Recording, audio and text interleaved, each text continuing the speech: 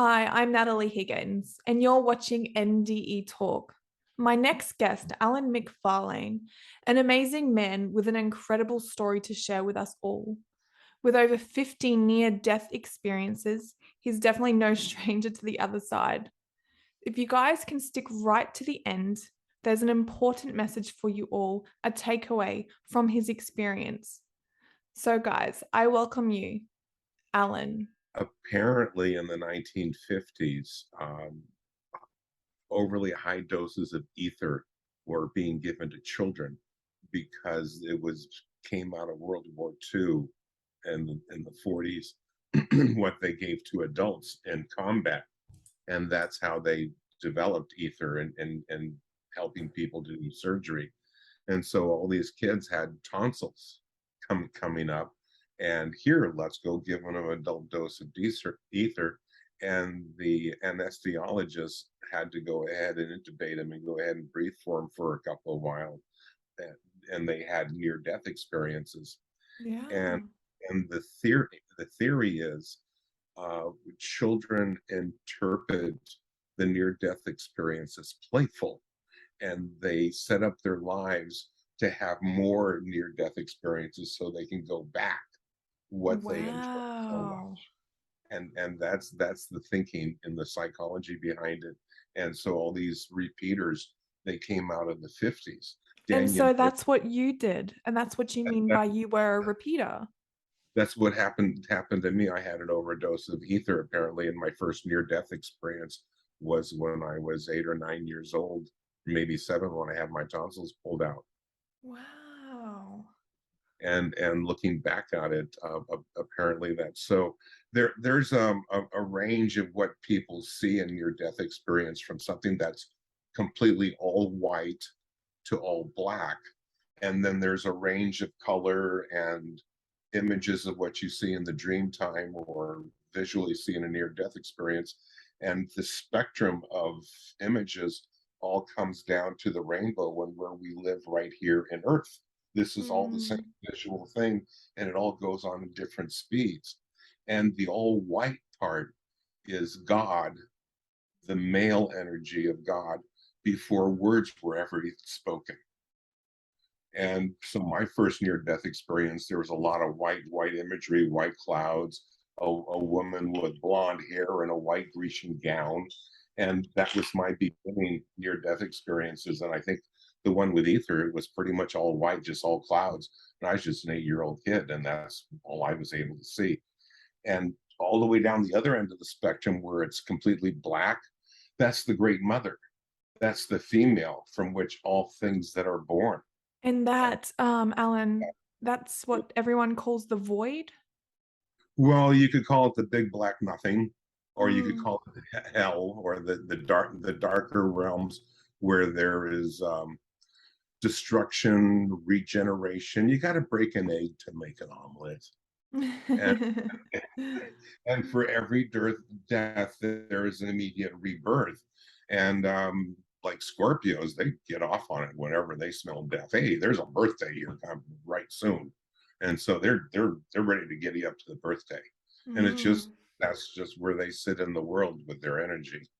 Wow, incredible. That's amazing. Thank you for sharing that. I wonder if we could go right to the start, and would you be able to share one experience of one of your repetitive near-death experiences with us? Let's see. Right now, let's see what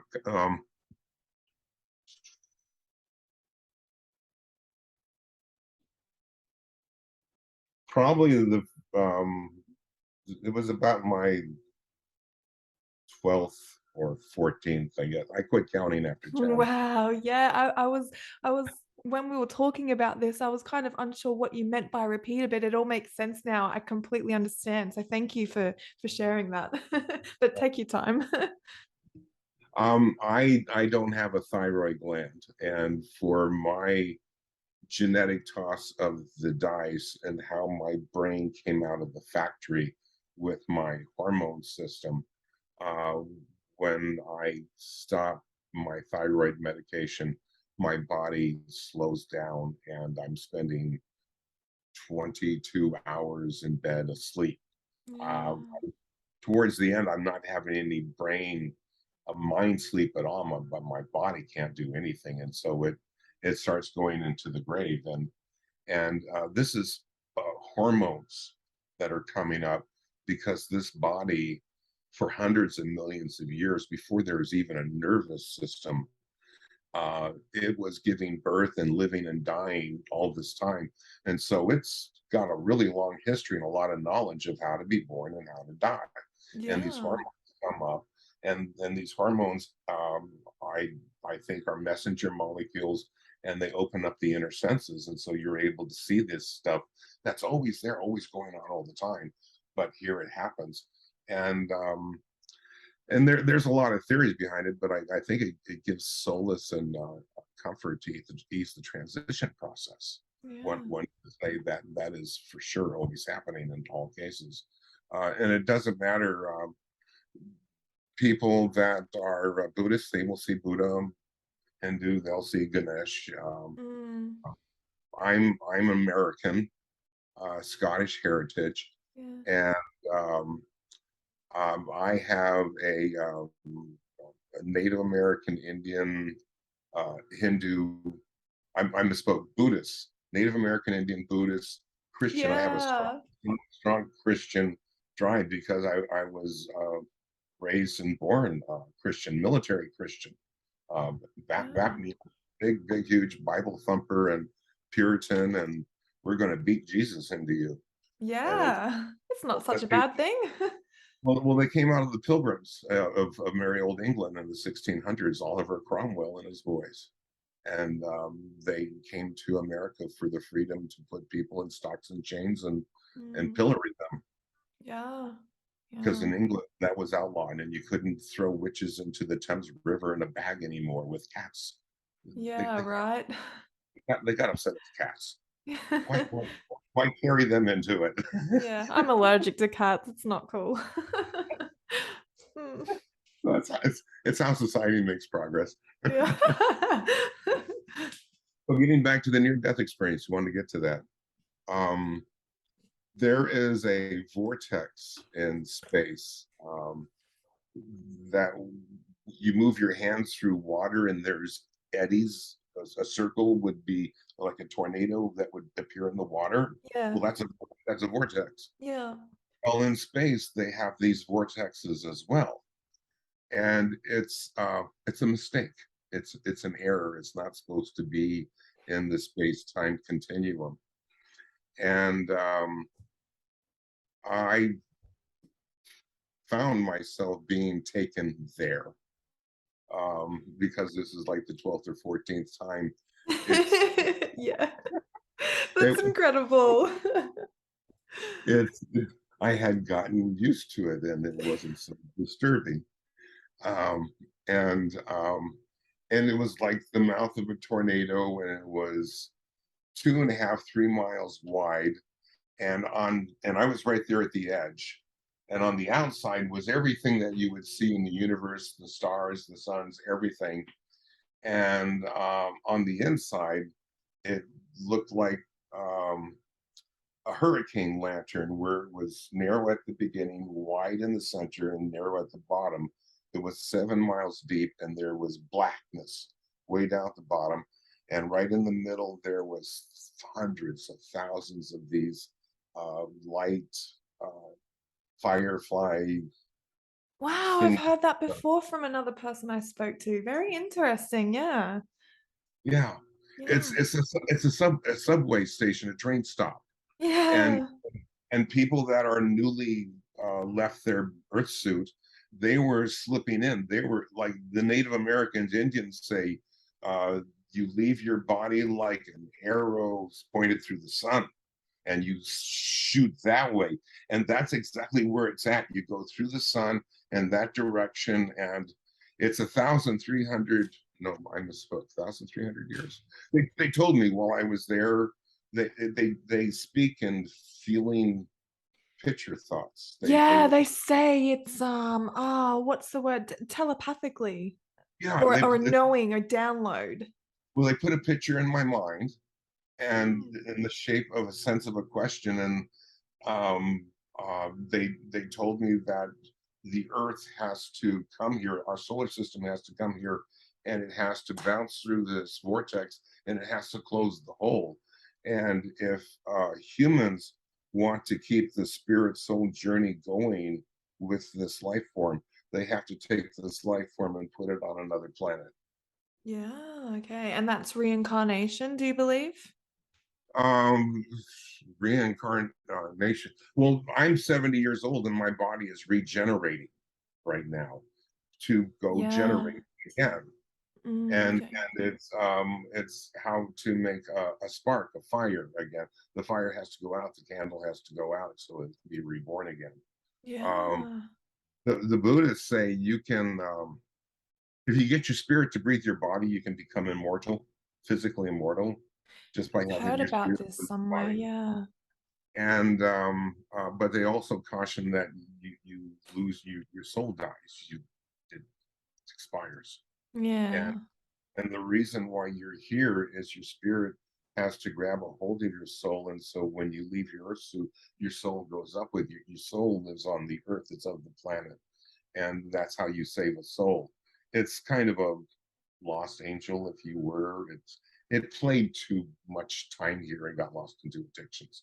And Yeah. so, who you are as a spirit being, you've come down here to take an incarnation, and your soul is in your earth suit. And it's Jung likened the soul to an antlered deer, and your soul would go into the river of the collective unconscious as you're creating and contemplating and thinking for solutions. And out would pop 7 or 8 ideas, and your spirit comes along. It's a unicorn, and your spirit comes along and says, "It's that one." And then the unicorn touches the antlers of the deer, and that's when you get these sparkles going up the spine and these ha-ha experiences of kismet and spirit. And that is your spirit and soul are touching each other when that happens. And you Is get that like, do you mean like if, say, you say something really meaningful and then I get goosebumps? Is that an idea exactly of what so. you're, yeah. Yeah, Your okay. spirit and soul are giving you validation that this is right on. I And you're get that quite often lately, especially since doing this podcast. There's just been so many, oh my gosh, moments. Like, Mhm. So it's so I was in there and we were talking. They wanted to know about all my near-death experiences and all the places I've been to. And so I opened my mind and I showed them. And now they knew how to get around the universe faster. Because when they, your aunts and uncles and everybody, they're alive. They're not dead. They're alive, and there they are. And time stops on the other side because you're living in light. You're living at the speed of light. Um, yeah, I'll have to talk to you about that one if you know much about the speed of light. Because yeah, yeah. it's not here. Things travel at 600 miles an hour, and they go slower. And it's because we have to learn about our creativity and how we abuse our creativity, Yeah, being a child of the creator. yeah. So I showed them and they were happy. And after people get done doing what they want to do at this train stop, then they elect to go down into the darkness at the back because it's a one-way trip.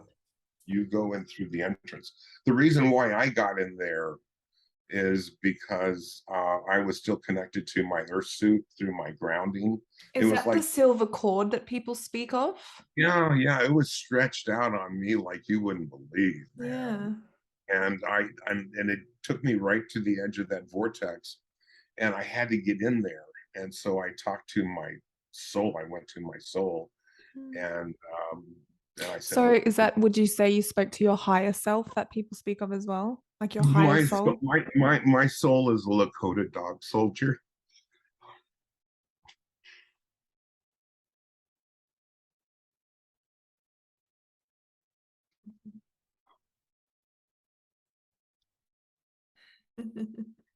I don't know why I want to cry. I don't. It as soon as oh, it's an ancient part of me. But anyhow, Oh, oh gracious. Anyhow, um, I was able to find out later you can never see your soul, and it's the blind spot in your mind's in your eye.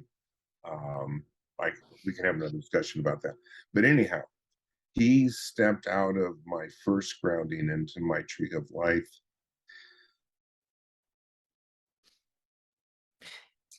You and then can he take a stepped moment if you need to. out.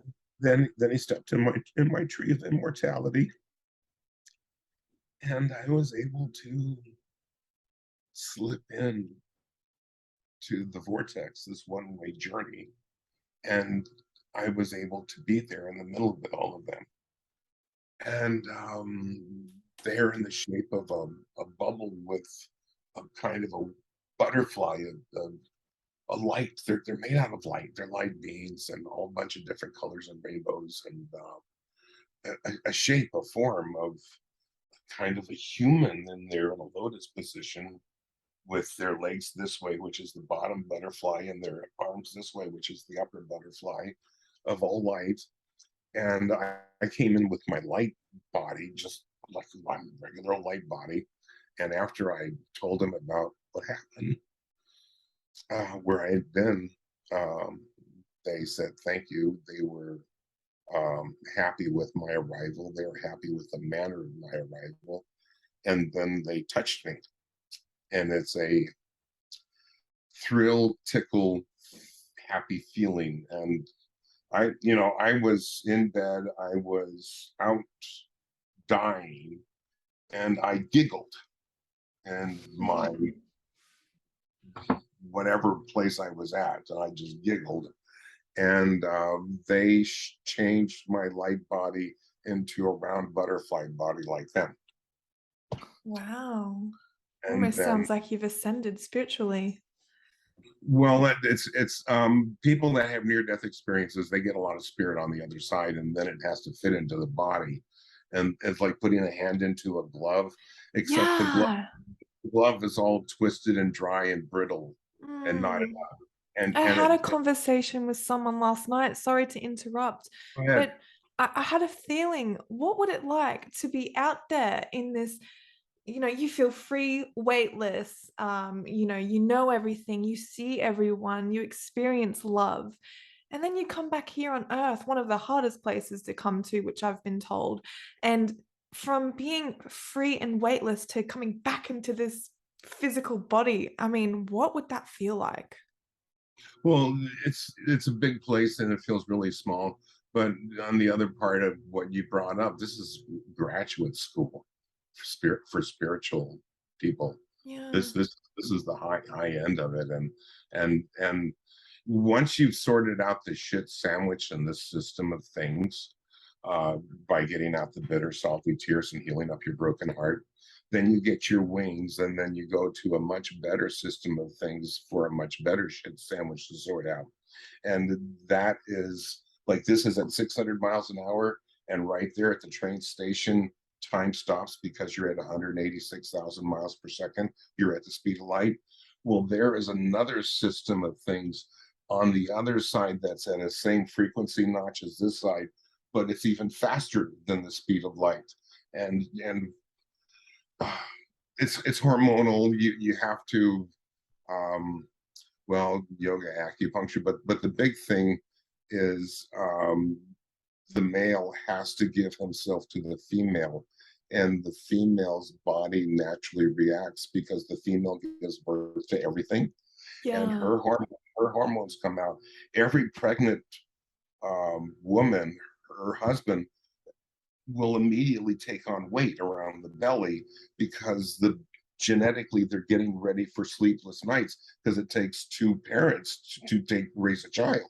Mm. And I think this is all comes out of through the messenger molecules of smell, because pregnant mommies smell a certain way just like newborn babies smell a certain way. and and so it changes things, and then the male body responds. So if he has the harsh discipline of doing that, giving self to the woman, then the hormones come up, the brain changes, the spiritual happens. And if he takes that hormonal cart all the way up to the mountaintop, then the two of you will be able to get your wings and see the other system of things. You don't have to have Wow. that experience. You can do this all on yourself. That's incredible. And one question I wanted to ask you, Alan, is because you're a repeater and you've had so many near-death experiences, has this in any way made you Christian or more spiritual? Or tell us a bit about that. Hmm. Let me go get a bottle really quick. Yeah, sure.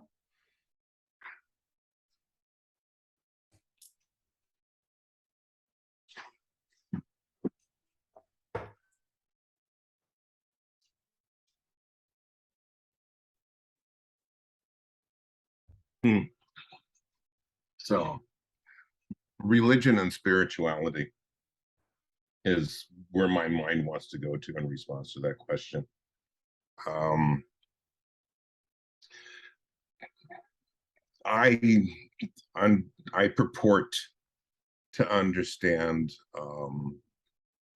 Buddha or Jesus or all these other guys who are um, shamans, spiritual teachers, bodhisattvas, accomplished beings, Yeah. and and they got there through hormones. They got there through having near-death experiences. Many of them are warriors. Siddhartha was a warrior, and Jesus he put the money changers out of God's temple with his own hand, Yeah, yeah. Is that the where he flipped the table over and and no one could stop him. yeah, They couldn't even bring out their swords. Whatever Jesus was doing, he kicked ass. yeah, So he is a warrior. Okay. So it takes that kind of strength to go look at death and to step into it and what they were talking about. And Jesus was around when there was slavery. Everybody was doing slaves, and everybody had child slaves, and yeah, everybody was having sex with their slaves. That's where Isaac and Ishmael came out of, with Abraham. And the Palestinians are the half brothers and sisters of the Jews. They're yeah, just as old as the Jews. They belong there with the Jews. So anyhow, this whole thing about slavery, Jesus got off on it, and that's where the whole Civil War of the United States came from. And we had slavery here, and we had to get rid of it. And we killed 600,000 Americans in the accomplishment of that. And there it is in the Ten Commandments. Thou shalt not covet your neighbor's wife, your neighbor's, no, your neighbor's wife, your neighbor's cow, or anything belonging to your neighbor until you buy them. The yeah, slave, the dog, the child, the neighbor's up for sale. And that's the slave God of Abraham. And okay, yeah, and there's a big part of the Bible that's the slave God of Abraham. And Jesus spoke about this other God that's the kingdom of God that's at hand. And it's there 24 hours a day with your eyes open or your eyes closed. And you got three eyes in your head, the two yeah, that you see in, and that one, that's light sensitive. That's yeah, the one you see in your dreams. That's the one that's working with near death experiences. yeah. Pineal gland. Yeah, yeah, exactly so. And this body that we live in isn't like this. This is real. This is in the world. This lives in time. This is of the world, but it's not in the world. This is in the world of the 5D. This is the Yeah. world spirit. This is always transiting, and this lives with time. Technically, this doesn't even exist. Mm. But what we really are is the spirit, the Yeah, timeless one, the one that lives in no time, yeah. in We this have to go. body of timelessness. Explain that. Well, yeah, we have to. Well, we have to go through this speed to learn how to create and what Yeah. it is that we're doing with our intention and our minds, and opening up to that. And it's on the other side of the bitter, salty tears. I try to get people to do it the easy way, but everybody's going to get hurt. Everybody's going to get broken heart, and everybody's got to heal it up. And it can be Yeah, easy. I forget to do that yoga that you were telling me about, Alan. I get Mhm. so busy on a daily basis. Could you give me some tips on how to release this inner trauma that I had as a child to cry it out and heal? Can you get to acupuncture? Yeah.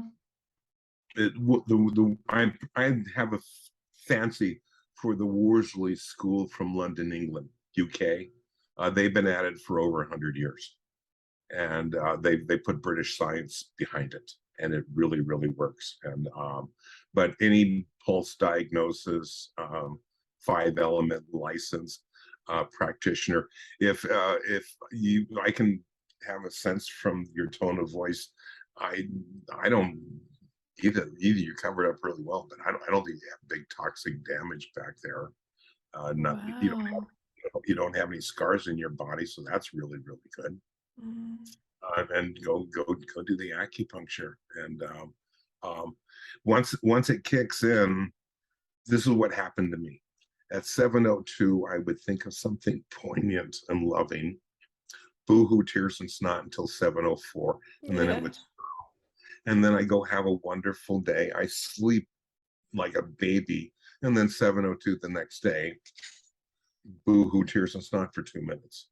And Wow. that's been my acupuncture drive for the last 30 years. It keeps the sharps and metals away by Yeah, having, I know what you mean. It's yeah. a way to go on with every day having a newfound sense of joy rather than living out your days with the stresses of life. It's a way of to heal each and every day in order to, I guess, share the light within, because it's really hard to share if if you're struggling each day and not focusing on you. I hope that Well, makes sense. it does, it does. Inside where that struggle is, where consternation, despair, despondency, whatever the so-called negative emotions are, is an opportunity for love to come in. And love has no hurt, love has no pain. It also sees and has wisdom. And this is where we're going anyway. Love is apparently only 7,000 years old. It's brand new in the human consciousness. There's nothing in the historical record about love prior to 7,000 years ago. I think it's an Mm, reaction to the industrialization of alcohol, which was mm, 11,000 years ago. And love came to town, and women before were actually property, like your camel or your horse. And then people just spontaneously on their own, they would be a concubine of the Chinese emperor, and they knew they would be hunted down and killed by the next morning. And they said, "S this guy I love. We are going to have one day, 24 hours of love, and die in love, and not have 50 years of whatever this is with the emperor." yeah. And Interesting. Romeo and Juliet, Tristan and Isolde, Jesus and Magdalena, and now in the free countries, it's go marry who you want. But in the kingdom slave states, they still have arranged marriages. Yeah. But Yeah, this that's unfortunate. thing about love has to come in where the hurt and pain is, the resentment and bitterness, the confusion, the loss, and just ask for it. God, you gave me this love for Natalie. Now give me more love. Come on, come on. Yeah. Do you So know what the first I time I always think, felt yeah, the first time I felt real love was when I gave birth to my son. I thought I knew love before, but, oh, that feeling of just, like, looking at my son when he first opened his eyes the day he was born, ah, there was some bitter, salty tears. I felt love so incredibly that day. It's it just beautiful. makes the garden bloom. It really does, and it Grow, changed my grow, grow. life. Yeah, lot of that is hormonal too, and Yes. it's part of the journey. Every baby is genetically born to love both parents for survival reasons. They're just genetically hormonal driven to it. And this is an example with custodial parent alienation syndrome.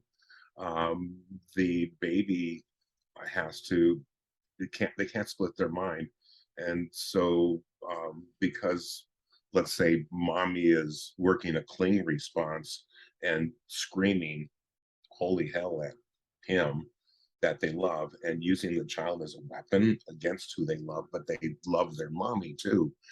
The Mm, child has to murder off part of themselves to murder off their dad, and they grow up developmentally that way, and yeah. their brains crosswire, and through teenager and the puberty hormones of that.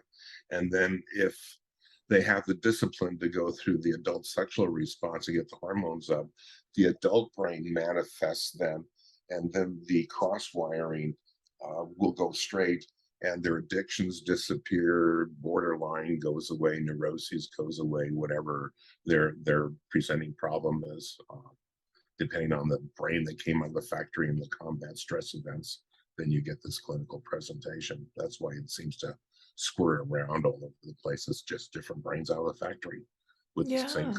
stress event. For the viewers, Alan, could you give them a bit of background as to what you do and how you know this and how they can reach out to you if they need help or more understanding on this topic? How did I get here? Yeah. Um, I was born from military parents. Um, my dad was a career military officer. I got into the military too, and when I turned 18, was a combat law enforcement patrolman. Um, and that's where I got involved with malignant metastatic cancer. Apparently, it was from radiation in the Air Force. I'm guessing. Um, there's a lot of thyroid cancer in the Air Force, and of the I guess 1,200 studied um, patients out of the VA, 900 were from the Air Force. I think it's because of the nuclear bombs that were there Yeah. from World War II. And so the thyroid came out. I started having near death experiences. I went on GI Bill, and I went to school, and I thought I wanted to go into medicine, and that didn't work out. And I I just backed my way into psychology, and I kept going with it. I specialized in post traumatic stress disorder, and Beautiful. and then Thank you. I figured out what was going on with the brain and the biology and the Yeah. genetics of it. And it's just really a broken heart. Fix up the 95% of the time, fix up the broken heart, and everything gets sorted out, which is what everybody has to do on this journey anyway, is to Yeah. become wholehearted.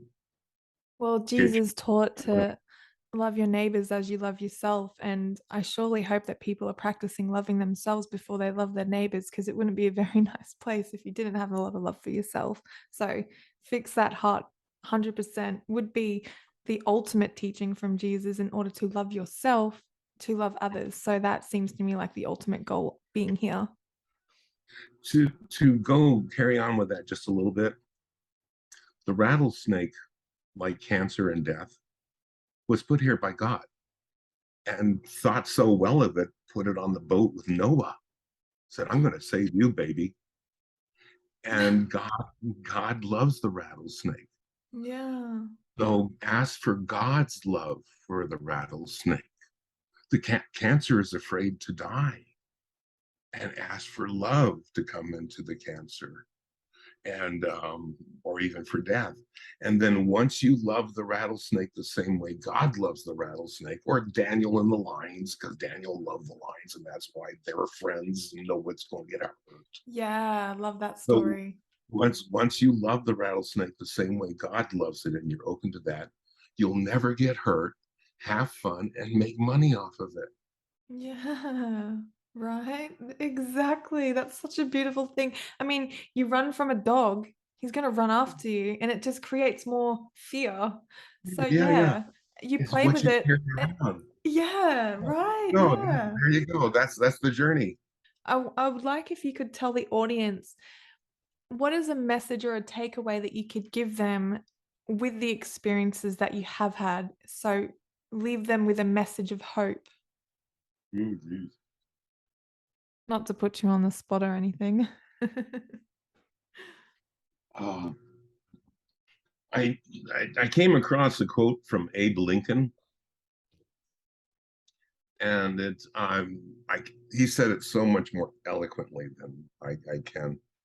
But basically, never allow a negative thought to exist in your endeavors. Never have any room for that, and always hold on to um, the positive view and intentionality of on how it works out, because the ability to tap into this world of love that is,